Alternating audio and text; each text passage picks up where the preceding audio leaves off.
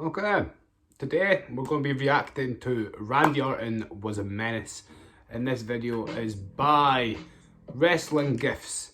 So shout out to him for the video. Let's just jump straight into it and start watching. Yeah, let's do this. Okay. I think a lot of people, including myself, have forgotten how much of a menace to society Randy Orton was in his prime. Randy Orton in his prime in the 2000s was more than a heel. He was more than bad. He was more than just a villain. He was straight up mental. He was a psychopath. He was a savage. Randy's character was straight up insane, and it was legendary. Randy at first just started off as a regular blue chip prospect, and you would have never ever expected this kid right here would end up becoming the menace that he ended up becoming. At first he was just a young kid in Evolution doing the dirty work and helping Triple H bury the Raw roster one step at a time, but eventually he was doing some of the most insane things we've ever seen in wrestling. It all started when he was 23 years old. Randy Orton became the legend killer, and this man would just simply go around and beat up legends. These poor old men who could barely move half the time, broken hips and bones, you name it. It didn't matter. He would RKO these men. He would kick them downstairs, spit in their face, and oh my bad, it wasn't even just men. Even 80-year-old fabulous Moolah caught it. But I mean, she did kind of deserve it. But nah, Randy was a young savage. But after the insane match with Foley and winning the world title, he slowly actually became a face, a good guy. The fans wanted to cheer him, especially up against Triple H. And the plans were he was going to be the future of Raw. His legend killer days were gone. He was going to be good guy Randy Orton, carrying the Raw brand, being the future of the WWE. Yeah, he was going to be good guy Randy Orton.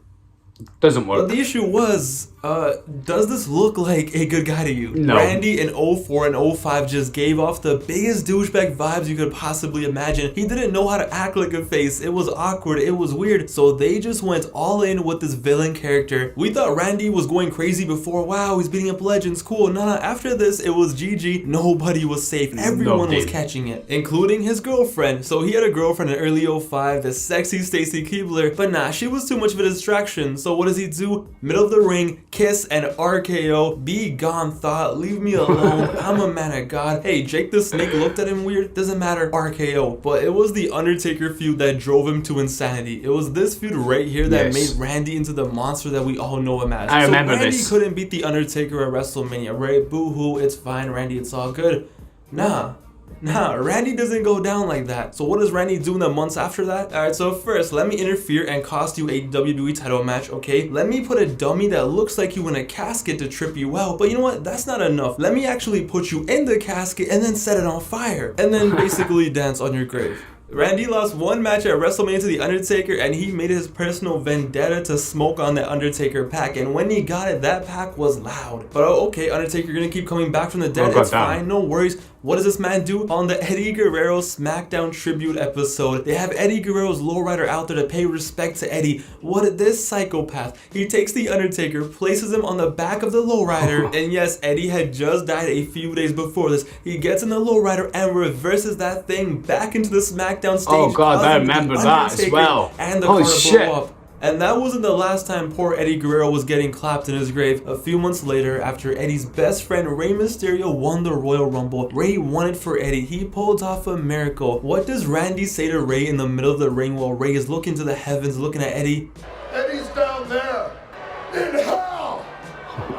This man had officially lost it. And how can we forget about the tag team of Rated RKO? This was a tag team match made in hell. One of the greatest tag teams disgusting ever. Piece of shit. And then you take Randy Orton, the man with no morals, no respect, and together they were straight up animals. But after all those shenanigans in 04, 05, 06, 07 was the year where Randy Orton changed once again. And this time he went from the legend killer to the Viper. And no, don't worry, it's fine. He still killed legends. You know, he beat up Sergeant Slaughter, Jerry the King Lawler, you know, casually slapped Cody Rhodes down in front of him and then proceeded to beat his ass on pay-per-view. Don't worry, he still did that. But when he became the Viper, that's when he introduced a new finisher to his arsenal. And ladies and gentlemen, this is one of the most vicious finishers of all time. This was a move that every single kid who was watching at the time wanted to do so bad, but they were always scared that they were probably gonna kill their friend if they did it. This was the move that simply meant lights out. There was no kicking out of this, the punt.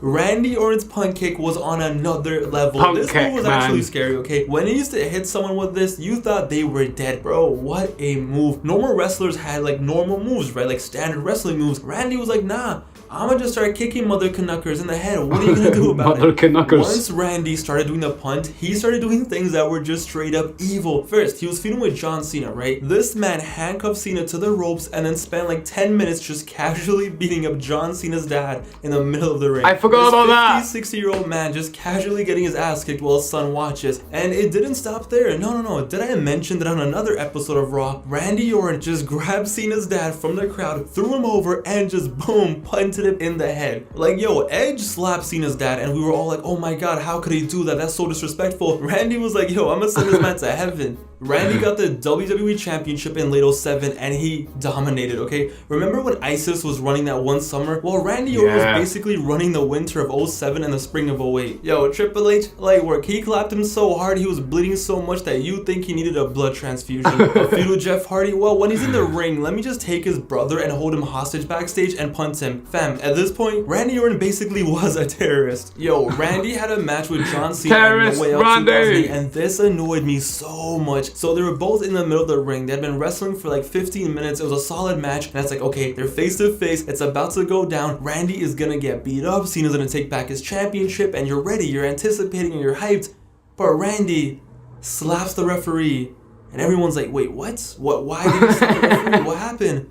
But then the referee disqualifies Randy Orton and Randy just runs away with the title. This man purposely got himself disqualified in a championship match to stay champion on a pay-per-view. But yeah, man, all those things were wild. All those shenanigans and moments that were insane. Randy Orton finally reached his final form, his peak of being 2009. He shaved his head, and I don't know what kind of razor this man was doing. I don't know what kind of deadly skin fade he was getting, but he got his head shaved. He grabbed Cody Rhodes. He grabbed Ted DiBiase Jr. He created Legacy. And he went after the Legacy days. I'm telling you, man, this was Super Saiyan Randy Orton right here. So his feud with the McMahon starts off pretty chill at first, okay? He's with Stephanie, he's insulting her, and every week he just goes above and beyond. But slowly it becomes him straight up tormenting Steph. He eventually is like, oh, you're useless, you're this, you're that. In one episode of Raw, it was Vince and Steph in the ring, and he just straight up says that, hey, now that you popped out some grandkids, you're essentially worthless. Yo, at that point already we're like, whoa, that's pretty wild, that's pretty wild. But nah, this was just the beginning. After that, he just goes off the rails. He goes off the rails in a level that we have never seen before. So he slaps Vince McMahon and then he punts him. He punts this 64-year-old man, the owner of the company, punts him in the middle of the ring. So then Steph, who's all like scared, like, oh my god, you beat up my dad, she brings back Shane McMahon, who hadn't wrestled in a few years. So she brings Shane and everyone's like, yay, Shane's gonna beat up Randy.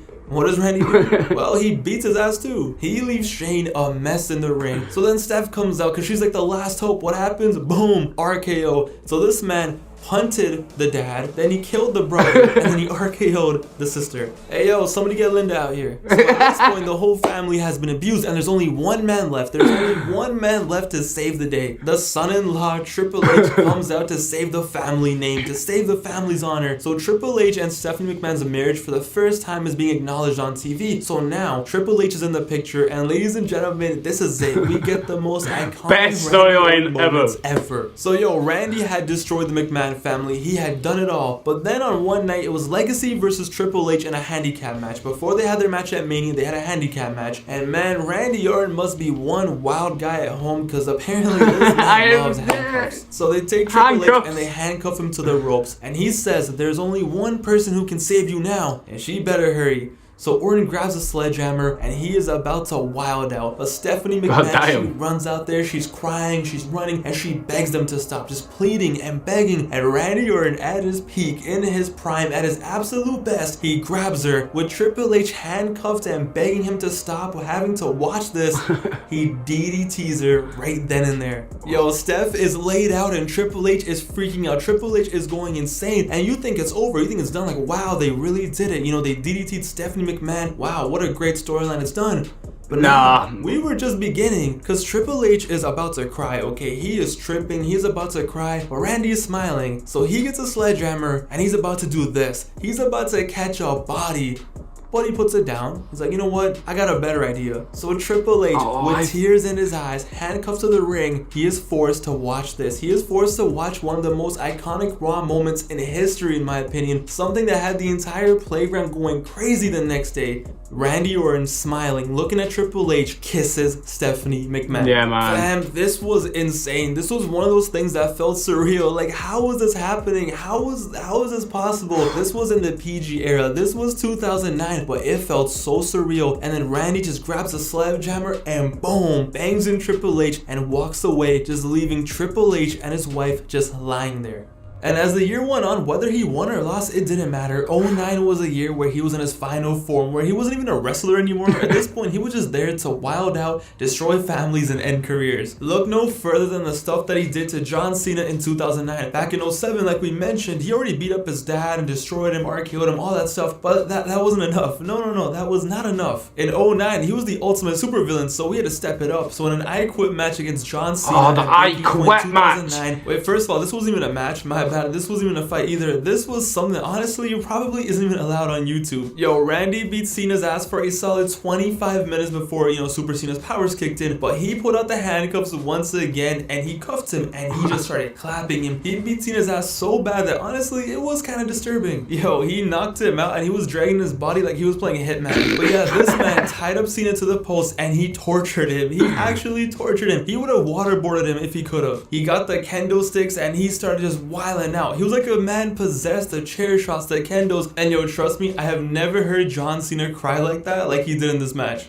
But how could we forget Bragging Rights 2009? After destroying families, beating up dads, and destroying legends, he had to take it to the next level. What was the next big thing he could do? How about murdering someone? It was Cena versus Randy in an Iron Man match for 1 hour. It was 1 hour of Randy Orton just being a straight up menace. So they're fighting and Randy slams John Cena's head into the pyro control thingy and the pyro went off. And yo, I swear to God, Randy looked like a caveman who had just discovered fire for the first time. So first he grabs John Cena and just throws him into the lights, trying to blow him up with the lights. But that wasn't enough. You know what? It didn't do enough damage. He needed more fire, more sparks. It wasn't enough. And it's like, yo, why stop there? Randy really wanted to be on the FBI's most wanted list. So Cena is literally crawling away for his life. He's trying to crawl away from this monster. He's trying to get away and he ends up on the stage. So Randy sees that Cena is on the stage and he goes to the pyro control thingy once again. And this man starts spamming the buttons like a kid playing Nintendo for the first time. He is just button mashing like his life depends on it and the fireworks just go off. You thought Kane was gonna come out and pew, pew, pew. Randy Orton tried blowing up John Cena with fireworks in front of 20,000 people. Officer, this guy right here. Nah, man, it's crazy. Just look at him in 2002. This guy right here, look at his face. Somehow, some way, this kid who looks like the most average 2002 American Eagle model you could possibly imagine went on to become a supervillain for the ages. Ladies and gentlemen, without a doubt, I present to you a bona fide, certified menace to society, Randy Orton. Wow. God damn. After this, Randy Orton's career went on and he did his thing, okay? Every now and then he would tweak and do something crazy, such as burning down houses, destroying earlobes, cashing in on Daniel Bryan. But man, this run right here, from 2004 until 2009, this was unprecedented. Randy pushed the limits of what a heel was, okay? They did everything and anything they could possibly think of Randy Orton to do. Yo, I'm gonna be honest, we will never ever see a character go to that level ever again. I don't think we will. Did it all, and I'm so happy that I grew up in this era that I was able to watch prime Randy Orton at his absolute best just cause mayhem and destruction and be the biggest savage you could possibly imagine. Randy Orton in his prime is like a top 3 heel. I don't care what anyone says. As a heel, as the man doing horrible, vicious things, Randy Orton in his prime, top 3 all time. I don't care. Yo, in the comments below, leave your favorite Randy Orton savage moments, whether it's a quote, a match, anything, it doesn't matter. Let's give prime Randy Orton some of his flowers. Thank you guys so much for watching this video. I had a lot of fun making it and reminiscing and just thinking about all the crazy stuff that Randy Orton's character used to do. It was really fun. I hope you guys enjoyed. It's your boy Pav, aka Wrestling Ifs. I'm out of here.